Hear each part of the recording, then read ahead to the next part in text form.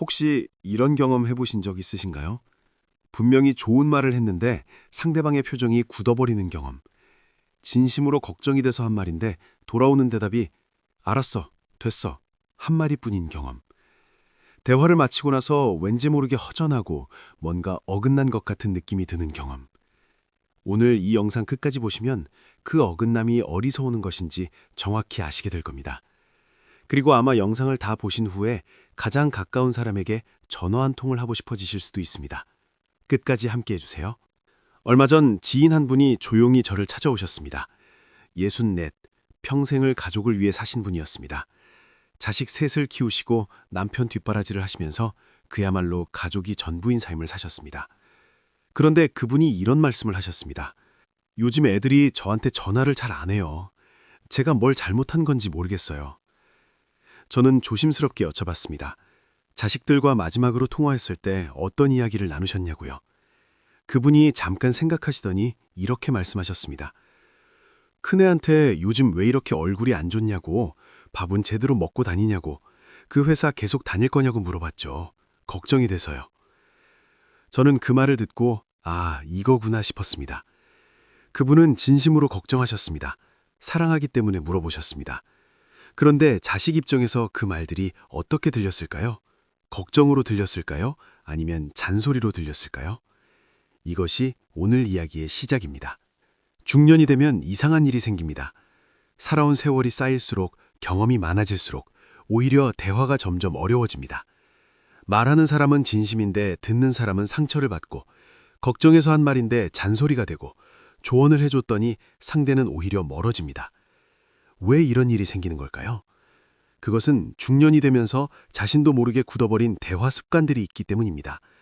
오랫동안 그렇게 말해왔기 때문에 본인은 전혀 이상하다고 느끼지 못합니다. 하지만 상대방은 느낍니다. 그리고 그 느낌이 쌓이면 어느 날 갑자기 가장 가까운 사람이 가장 먼 사람이 되어 있는 일이 벌어집니다. 오늘은 그 습관들을 하나씩 꺼내보겠습니다. 첫 번째 습관은 상대의 말이 끝나기도 전에 답을 내놓는 것입니다. 이것은 중년 이후에 아주 흔하게 나타나는 습관입니다. 살아온 경험이 많다 보니 상대가 이야기를 시작하면 이미 어떤 상황인지 짐작이 됩니다. 그래서 끝까지 듣지 않고 중간에 끼어들어 해결책을 내놓거나 자신의 경험을 꺼내거나 판단을 먼저 해버립니다. 예를 들어 자식이 요즘 직장에서 좀 힘들어 라고 말을 꺼냈을 때 많은 분들이 이렇게 반응하십니다. 그러니까 내가 그 회사 처음부터 별로라고 했잖아. 그냥 공무원 시험이다 볼걸. 이 말을 들은 자식은 어떤 마음이 들까요? 더 이상 이야기하고 싶지 않아집니다. 말을 꺼낸 것을 후회하게 됩니다. 그리고 다음번에는 힘든 일이 생겨도 부모에게 말하지 않게 됩니다. 자식은 해결책을 원했던 것이 아닐 수 있습니다. 그냥 들어주기를 원했을 수 있습니다. 그래, 많이 힘들었겠다. 한마디가 어떤 조언보다 더 깊은 위로가 되는 경우가 많습니다. 말을 끝까지 듣는 것, 이것이 생각보다 훨씬 어렵고 생각보다 훨씬 중요합니다. 그런데 이것보다 더 깊이 관계를 손상시키는 습관이 있습니다. 많은 분들이 자신이 이러는지조차 모르고 계십니다. 두 번째 습관은 조언 대신 비교를 꺼내는 것입니다.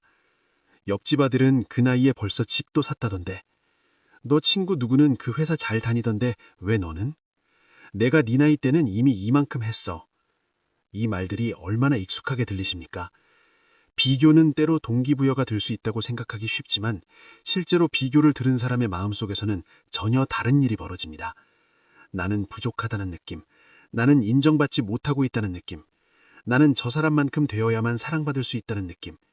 이 감정들이 쌓이면 자존감이 무너지고 그 말을 한 사람과의 관계도 서서히 무너집니다. 비교는 상대를 자극하는 것이 아니라 상처를 줍니다. 아무리 좋은 의도로 한 말이어도 비교는 비교입니다. 그 대신 이렇게 말씀해 보시면 어떨까요? 너가 요즘 많이 애쓰고 있는 거 알아. 그게 쉬운 일이 아닌데. 이 한마디가 100번의 비교보다 훨씬 더 강하게 상대의 마음을 움직입니다. 세 번째 습관은 감정을 무시하는 말을 습관적으로 하는 것입니다. 그게 뭐가 힘들어. 나 때는 더 했어. 별것도 아닌 걸로 왜 그렇게 예민하게 굴어. 그냥 참으면 돼. 다 그렇게 사는 거야. 이런 말들은 상대방의 감정을 인정하지 않는 말들입니다. 상대가 힘들다고 했을 때 그 힘듦을 있는 그대로 받아주지 않고 가볍게 만들어버리는 말들입니다. 이런 말을 들은 사람은 두 가지 중 하나를 느낍니다. 내 감정이 잘못된 건가 하는 혼란, 아니면 이 사람에게 내 이야기를 해봤자 소용없다는 단념. 어느 쪽이든 이후로는 마음 이야기를 꺼내지 않게 됩니다. 살아오면서 정말 많이 참고 정말 많이 버텨오신 분들일수록 이 습관이 강합니다. 본인이 그렇게 살아왔기 때문에 당연히 상대방도 그렇게 해야 한다고 생각하게 됩니다. 하지만 내가 힘들었던 경험이 상대의 힘듦을 작게 만드는 근거가 될 수는 없습니다. 모든 사람의 고통은 그 사람에게 있어서 가장 큰 고통입니다. 네 번째 습관은 말 끝에 습관적으로 한숨이나 걱정을 붙이는 것입니다. 그래, 알겠어. 근데 걱정이 되네. 잘 됐네. 그런데 앞으로는 어쩌려고. 다행이다. 그래도 조심해야지. 좋은 말을 하면서도 끝에 반드시 걱정을 붙이는 습관입니다. 이것이 쌓이면 상대방은 이 사람과 이야기하면 항상 뭔가 불안해진다는 느낌을 받습니다. 기쁜 소식을 전해도 온전히 기뻐해주지 않는다는 느낌. 무슨 이야기를 해도 결국 걱정으로 끝난다는 느낌. 걱정은 사랑에서 나옵니다. 그것을 압니다. 하지만 지나친 걱정의 표현은 상대에게 신뢰가 없다는 메시지로 전달될 수 있습니다. 너는 혼자 잘할 수 없을 것 같아서 걱정된다는 의미로 들릴 수 있습니다. 좋은 소식을 들었을 때는 그냥 기뻐해 주십시오. 온전히, 충분히. 걱정은 나중에 적절한 때에 따로 꺼내도 늦지 않습니다. 다섯 번째, 이자 오늘 가장 중요한 습관입니다. 그것은 바로 침묵을 불편해하는 것입니다. 대화 중에 잠깐 침묵이 찾아오면 많은 분들이 그 침묵을 서둘러 채우려 합니다. 뭔가 말을 해야 할 것 같고 가만히 있으면 어색한 것 같고 빨리 다음 이야기로 넘어가야 할 것 같은 느낌이 듭니다. 그런데 때로는 그 침묵이 가장 깊은 대화입니다. 상대가 무언가를 말하고 나서 잠시 말이 없을 때 그것은 상대가 그 말의 무게를 느끼고 있는 시간일 수 있습니다. 그 침묵을 서둘러 깨지 않고 그냥 함께 앉아있는 것만으로도 충분히 깊은 위로가 됩니다. 말을 많이 하는 것이 대화를 잘하는 것이 아닙니다. 상대가 말할 수 있는 공간을 만들어주는 것, 그것이 진짜 대화입니다. 오늘 이 5가지 이야기를 들으시면서 혹시 자신의 모습이 보이셨습니까? 부끄러울 것 없습니다.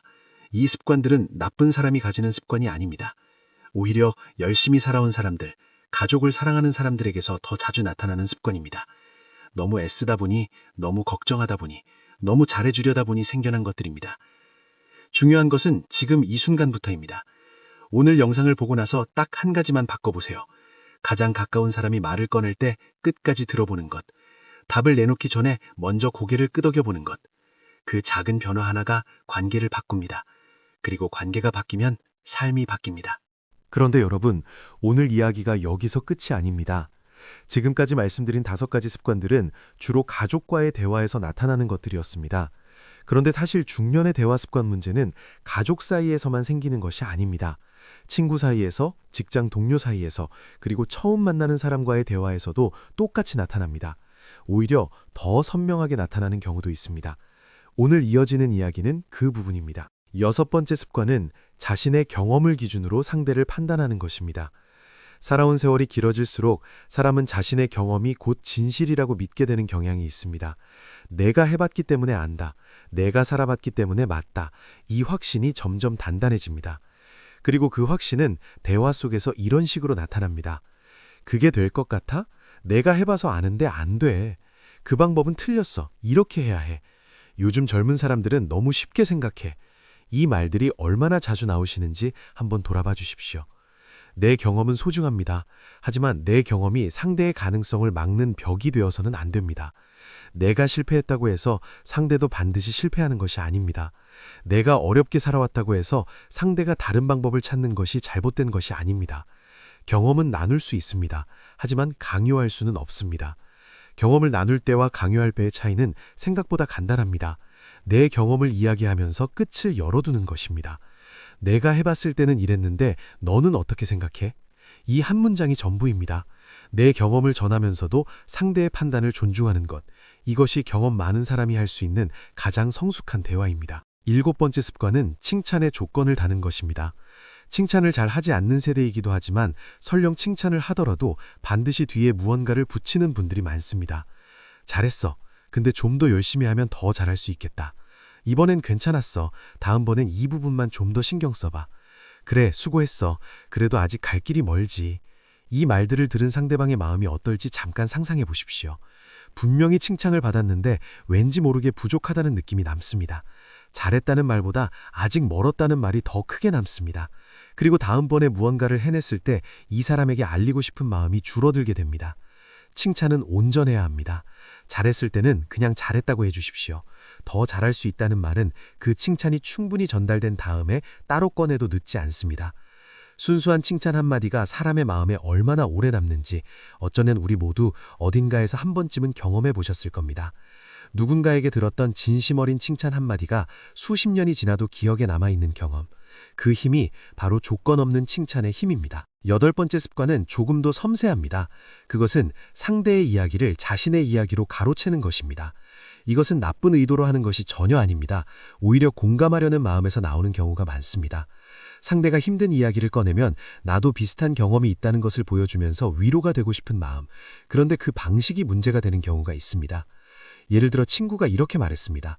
나 요즘 무릎이 너무 아파서 걷기도 힘들어. 그 말을 들은 순간 많은 분들이 이렇게 반응하십니다. 나도 작년에 무릎이 얼마나 아팠는지 몰라. 병원을 3군데나 다녔는데 거기서 뭐라고 하냐 하면 이제 대화의 주인공이 바뀌었습니다. 친구의 무릎 이야기는 어느새 내 무릎 이야기가 되어 있습니다. 공감은 내 이야기를 꺼내는 것이 아닙니다.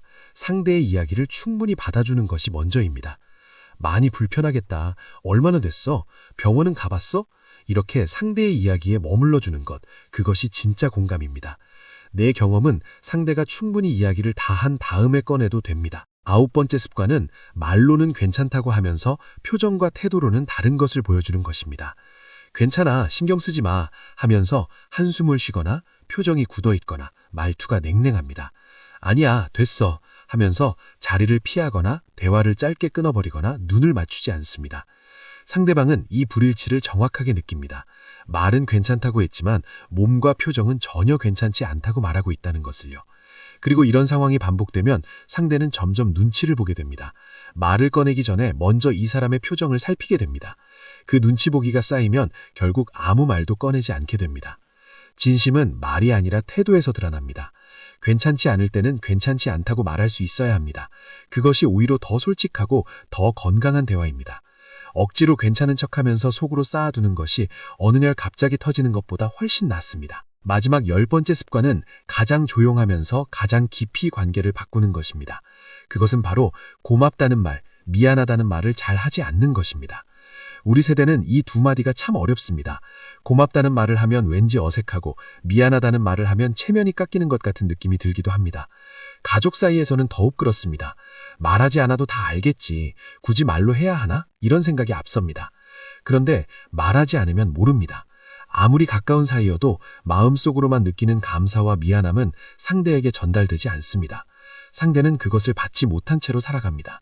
그리고 받지 못했다는 느낌이 쌓이면 가장 가까운 사이에 가장 깊은 서운함이 생깁니다.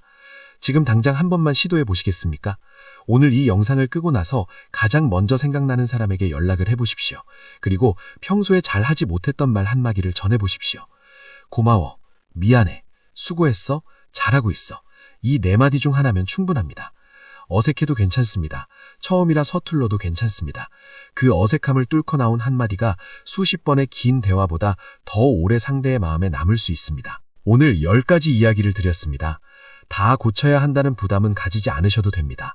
한꺼번에 다 바꾸려고 하면 오히려 아무것도 바뀌지 않습니다. 오늘 이 10가지 중에서 딱 하나만 고르십시오. 내가 가장 자주 하는 것 같다 싶은 것, 들으면서 가장 뜨끔했던 것, 그것 하나만 이번 주에 의식적으로 바꿔보십시오. 대화 습관은 하루아침에 바뀌지 않습니다. 하지만 의식하기 시작하면 반드시 바뀝니다. 그리고 그 변화를 가장 먼저 느끼는 것은 본인이 아니라 주변 사람들입니다. 어느 날 가족이 더 자주 연락이 오고 친구가 더 편하게 이야기를 꺼내고 오랫동안 어색했던 사이가 서서히 풀리기 시작할 때 그때 비로소 변화가 시작됐다는 것을 느끼실 겁니다. 중년의 대화는 인생의 완성입니다. 젊을 때는 말을 잘해야 성공한다고 생각했습니다. 하지만 살아보니 말을 잘하는 것보다 상대의 말을 잘 들을 수 있는 사람이 결국 가장 많은 사람의 마음을 얻는다는 것을 알게 됩니다. 지금 이 순간부터 말하는 사람이 아니라 들어주는 사람이 되어보십시오. 그 한 가지 변화가 당신의 가장 소중한 관계들을 다시 살아나게 할 것입니다. 오늘 영상이 도움이 되셨다면 구독과 좋아요 꼭 눌러주세요. 오늘 이야기 중에서 가장 마음에 남은 습관이 무엇인지 댓글로 남겨주시면 여러분들의 이야기를 담아 더 깊은 대화 이야기로 찾아뵙겠습니다. 오늘도 따뜻하고 건강한 하루 되십시오. 감사합니다.